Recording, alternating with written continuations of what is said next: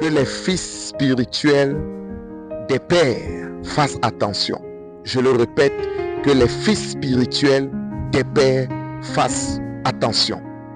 Peu importe l'onction d'Élisée, même s'il a reçu la double portion de l'onction d'Élie, même s'il a ressuscité des morts, même s'il a accompli des exploits, même s'il a parlé à ses propres fils et des choses se sont passées, comme ceux qui s'étaient moqués de sa calvitie.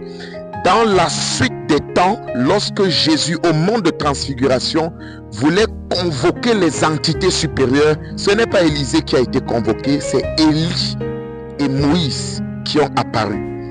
Pour nous dire que dans la vie ministérielle, il y a un niveau de montagne, il y a un niveau de hauteur où Dieu considère le Père sous la base d'un mandat que Dieu lui a donné. Et si vous voulez mieux comprendre cela, on peut s'attarder sur le ministère de Moïse. Lorsque Dieu appelle Moïse, il donne 2 signes à Moïse. Premier signe, il dit: mets ta main dans ton sein. Enlève la main. Et nous observons que la lèpre était sur la main de Moïse. Et Dieu dit à Moïse de remettre sa main, il n'y avait plus de lèpre. Deuxièmement, il dit: jette ton bâton. Le bâton va devenir un serpent. Lorsque nous observons la vie ministérielle de Moïse, il va utiliser uniquement le bâton lorsqu'il sera en Égypte pour libérer le peuple. Nous nous posons la question, mais où est passé le premier signe, qui est le signe de la lèpre? C'est lorsqu'ils sont sortis de l'Égypte, nous les retrouverons comme ça.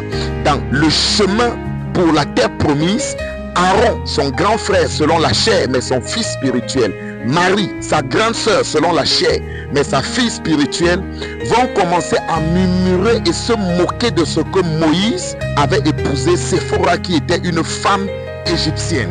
La Bible déclare que Marie sera frappée de lèpre. Ceux qui ne savent pas lire la Bible vont dire: mais cette lèpre venait d'où? Tout simplement, c'est le premier signe que Dieu avait remis à Moïse. Tout Moïse porte en lui un bâton et une lèpre. La capacité de bénir et la capacité de maudire. La capacité d'élever et la capacité de rabaisser. Je voudrais tout simplement dire à un fils spirituel, peu importe ton assemblée, honore l'onction que Dieu a mis sur ta vie et fais attention à ne pas te moquer de ce que tu ne maîtrises pas. Que le Seigneur te bénisse. Shalom.